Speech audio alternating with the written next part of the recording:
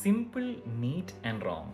നെയ്യാറ്റിൻകര ഗോപൻ സമാധി വിഷയം ഫോളോ ചെയ്യുന്നവർ കണ്ടു കാണും. അവിടെ ഒരാൾ പറയുന്നത് മുസ്ലിം തീവ്രവാദികളാണ് എല്ലാ പ്രശ്നത്തിനും കാരണം, അവരെ പോയി പിടിക്കുക, ഞങ്ങളെ വെറുതെ വിടൂ എന്നൊരു വിക്ടിം കാർഡ് ഇറക്കുന്നത്. അതേപോലെ തന്നെ കഴിഞ്ഞ ദിവസം PC ജോർജ് മുസ്ലിംസ് ഒക്കെ തീവ്രവാദികളാണ്, ഇവരൊക്കെ പാകിസ്ഥാനി പൊക്കൂടെ, അവർ മുസ്ലിം സമൂഹത്തെ ഒന്നടങ്കം തെറി വിളിക്കുന്ന ഒരു വീഡിയോയും നിങ്ങൾ കണ്ടു കാണും. ഇതൊക്കെ സമൂഹത്തിൽ വർദ്ധിച്ചു വരുന്ന ഇസ്ലാമോഫോബിയയുടെ ഉദാഹരണങ്ങളാണ്. സിമ്പിൾ, നീറ്റ് ആൻഡ് റോങ് എന്ന സെഗ്മെന്റ് നമ്മൾ ഇന്ന് ഡീബങ്ക് ചെയ്യാൻ പോകുന്ന ഇസ്ലാമോഫോബിയ എന്ന വാക്കുമായി ബന്ധപ്പെട്ട ഒരു വാദമാണ്. ഇസ്ലാമോഫോബിയ എന്നുള്ള വാക്കിന് വാദം ഇതാണ്: ഇസ്ലാമോഫോബിയ എന്നുള്ള വാക്കിന് രണ്ട് കമ്പോണൻസ് ആണല്ലോ, ഇസ്ലാമോഫോബിയയും. ഇസ്ലാം എന്ന് പറഞ്ഞാൽ 7-ാം നൂറ്റാണ്ടിൽ ക്രിയേറ്റ് ചെയ്യപ്പെട്ട ഒരു മതം. അപ്പോൾ അതിനോട് നമുക്ക് ഇന്ന് ഒരു ഫോബിയ, ഒരു ഫിയർ ഉണ്ടായിക്കഴിഞ്ഞാൽ അതിനകത്ത് എന്താണ് പ്രശ്നം? സെക്യുലർ രീതിയിൽ ചിന്തിക്കുന്ന ഒരാൾക്ക് അതിനോട് ഫോബിയയും ഫിയറും ഒക്കെ ഉണ്ടായിക്കഴിഞ്ഞാൽ അതൊരു നല്ല കാര്യമല്ലേ എന്നാണ് വാദം. ഇത് പെട്ടെന്ന് കേൾക്കുമ്പോൾ നമുക്ക് ശരിയെന്ന് തോന്നാം, പക്ഷേ ഈ വാദം തെറ്റാണ്. This is wrong. എന്തുകൊണ്ടാണെന്ന് വെച്ചാൽ, ഇസ്ലാമോഫോബിയ എന്നുള്ള വാക്ക് ഉദ്ദേശിക്കുന്നത് ഇസ്ലാം എന്ന മതത്തിനോടുള്ള വിമർശനം എന്നല്ല.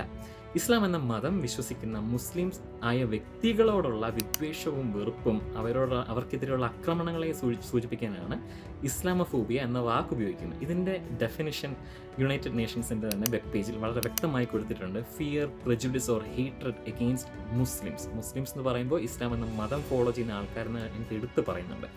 അതേ വെബ് പേജിൽ തന്നെ പറയുന്നുണ്ട്, അന്താരാഷ്ട്ര നിയമപ്രകാരം മതങ്ങൾ വിമർശനത്തിന് അതീതമല്ല, മതങ്ങളെ വിമർശിക്കാം. ഇസ്ലാം എന്ന മതത്തിനെ വിമർശിക്കുന്നതല്ല പ്രശ്നം, മറിച്ച് വ്യക്തികളെ ആണ് പ്രൊട്ടക്റ്റ് ചെയ്യുന്നത്.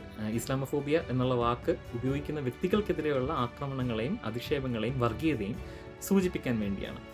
ഇത് പറയുന്നവർ ചെയ്യുന്ന ഫാലസി എന്താണെന്ന് വെച്ചാൽ എറ്റിമോളജിക്കൽ ഫാലസിയാണ്. ഒരു വാക്കെടുത്തിട്ട് അതിൻ്റെ ഒറിജിനൽ അർത്ഥം ഇങ്ങനെയാണ് എന്ന് വളച്ചൊടിക്കുകയാണ്. നമ്മൾ കണ്ടംപററി യൂസേജിൽ എന്താണ് നോക്കുന്നത്, എന്തർത്ഥമാണ് മീൻ ചെയ്യുന്നതെന്ന് നോക്കാതെ ആ വാക്കുകൾ എടുത്തിട്ട് ഇതാണ് ഇതിൻ്റെ അർത്ഥം, അതുകൊണ്ട് ഇത് നിങ്ങൾ പറയുന്ന പോലെ അല്ല, ഇത് നല്ലൊരു കാര്യമാണെന്നാണ് പറയുന്നത്.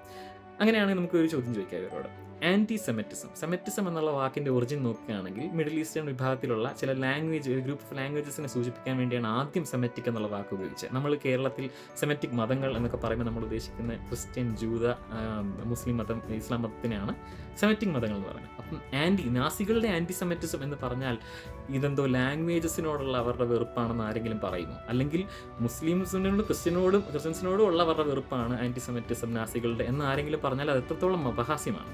അതുപോലെ തന്നെയാണ് ഇസ്ലാമോഫോബിയ എന്ന വാക്ക് ഒരു ഇസ്ലാം മതത്തിനെ വിമർശനത്തിൽ നിന്ന് രക്ഷിക്കാനുള്ള ഒരു വിക്ടിം കാർഡാണെന്ന് പറയുന്നതും, അല്ലെങ്കിൽ അങ്ങനെ ഒരു സംഭവം ഇല്ല, ഉണ്ടെങ്കിൽ തന്നെ അത് നല്ല കാര്യമാണെന്നൊക്കെ പറയുന്നതും. ഇങ്ങനെ പറയുന്നവർ യഥാർത്ഥത്തിൽ ഇസ്ലാമോഫോബിക്കാണ്, അവർ വർഗീയവാദികളാണ്. ഇസ്ലാമോഫോബിയ നമ്മുടെ സമൂഹത്തിൽ വർദ്ധിച്ചുകൊണ്ടിരിക്കുകയാണ്. ഇതിനെതിരെ എല്ലാവരും ജാഗ്രതയോടെ ഇരിക്കണം, ഇതിനെതിരെ പ്രതികരിക്കണം. Thank U.